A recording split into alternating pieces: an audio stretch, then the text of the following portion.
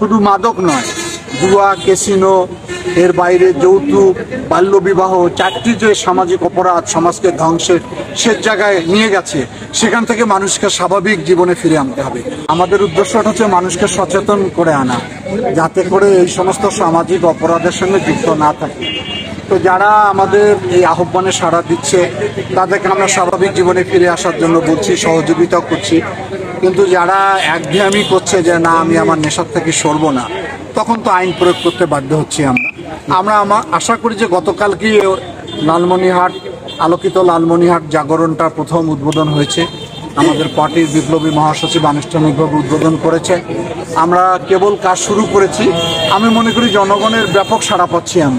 এটি একটা গণ আন্দোলন, গণজাগরণ তৈরি করতে হবে, যার ফলে শুধু মাদক নয়, জুয়া, ক্যাসিনো, এর বাইরে যৌতুক, বাল্যবিবাহ, চারটি যে সামাজিক অপরাধ সমাজকে ধ্বংসের শেষ জায়গায় নিয়ে গেছে, সেখান থেকে মানুষকে স্বাভাবিক জীবনে ফিরে আনতে হবে।